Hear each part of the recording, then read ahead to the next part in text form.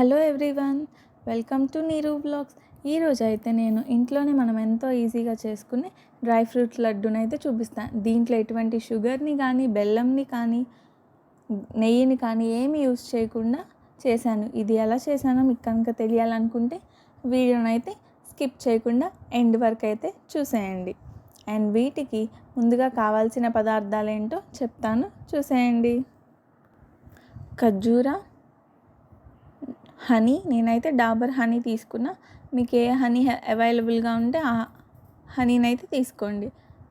బాదం, జీడిపప్పు, నువ్వులు, అవిసె గింజలు, గుమ్మడి విత్తనాలు, పిస్తా, పొద్దుతిరుగుడు పువ్వు విత్తనాలు, పుచ్చి విత్తనాలు, ఇవన్నీ కూడా రెడీగా అయితే పెట్టుకున్నాను.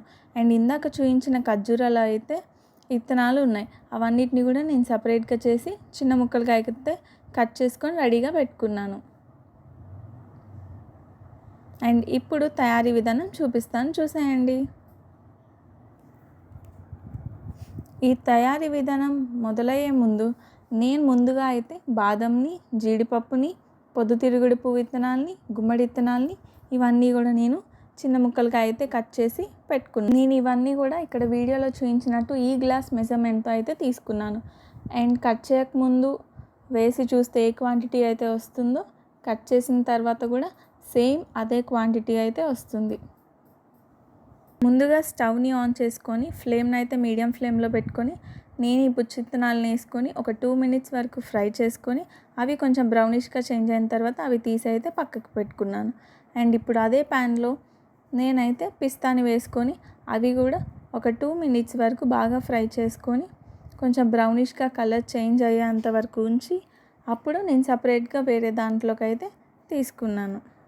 ఇప్పుడు అదే ప్యాన్లో పొద్దుతిరుగుడు పువ్వు విత్తనాలని కూడా తీసుకొని అవి కూడా కొంచెం లైట్ బ్రౌనిష్గా రాగానే తీసేయాలి. కొంచెం కలర్ చేంజ్ అనేది కనిపిస్తుంది. ఆ కన్సిస్టెన్సీ వచ్చినప్పుడు తీసేసి ఒక బౌల్లోకి అయితే ట్రాన్స్ఫర్ చేసుకున్నా. ఇప్పుడు నేను మళ్ళీ అదే ప్యాన్లో గుమ్మడి విత్తనాలని కూడా వేసుకొని అవి ఫ్రై చేసుకున్నా. అవి కూడా కొంచెం లైట్ బ్రౌనిష్గా చేంజ్ అవ్వగానే ఒక బౌల్లోకి అయితే ట్రాన్స్ఫర్ చేసుకున్నా.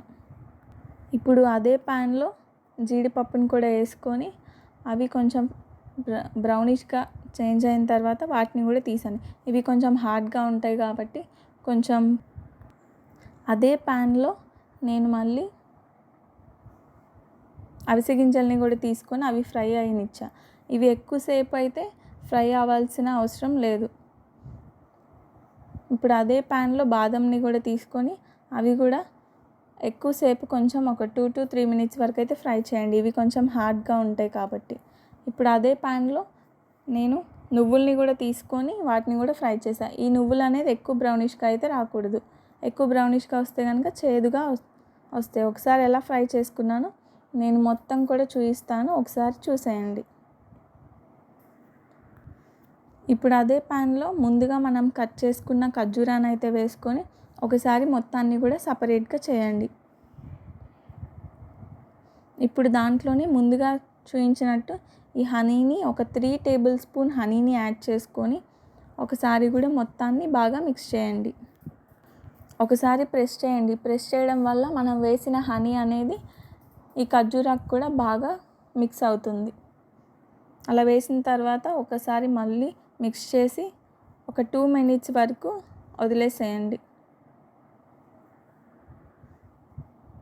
ఇప్పుడు ముందుగా మనం ఫ్రై చేసుకున్న ఐటమ్స్ అన్నీ కూడా వీటిల్లో అయితే యాడ్ చేసుకోండి 1 by 1. వాటన్నిటిని కూడా బాగా మిక్స్ చేయండి. ముందే హనీ వేయకుండా ఒకసారి మొత్తం కలిసిన తర్వాత కొంచెం డ్రైగా అనిపించి అన్నీ ఈవెన్గా మిక్స్ అవ్వలేదు అని అనిపిస్తే అప్పుడు మీరు ఇంకొంచెం హనీని కూడా యాడ్ చేసుకొని ఒకసారి మొత్తాన్ని మిక్స్ చేయండి. మీరు ఇంత హనీ ఎందుకు అనుకుంటే కనుక ఖర్జూరాన్ని ఇంకొంచెం ఎక్స్ట్రా కూడా వేసుకోవచ్చు. నేను కొంచెం ఖర్జూరా అనేది తక్కువ తీసుకున్నా, ఎందుకంటే ఈ ఖర్జూరా అనేది స్వీట్నెస్ ఎక్కువ ఉన్నాయి కాబట్టి. ఇప్పుడు స్టవ్ ఆఫ్ చేసి ఫ్యాన్ కింద పెట్టేసేయండి. అదంతా కూడా కొంచెం గోరువెచ్చగా ఉన్నప్పుడు లడ్డూస్ అయితే ప్రిపేర్ చేయడం స్టార్ట్ చేయండి. ఇంకంతే, ఎంతో easy and healthy home made dry fruits laddu. And మరిన్ని వీడియోస్ కోసం మర్చిపోకుండా నా ఛానల్ని అయితే సబ్స్క్రైబ్ చేసుకోండి. అండ్ నెక్స్ట్ వీడియోలో ఇంకా ఎలాంటి రెసిపీస్ కావాలో కింద కామెంట్ సెక్షన్లో అయితే కామెంట్ చేయండి.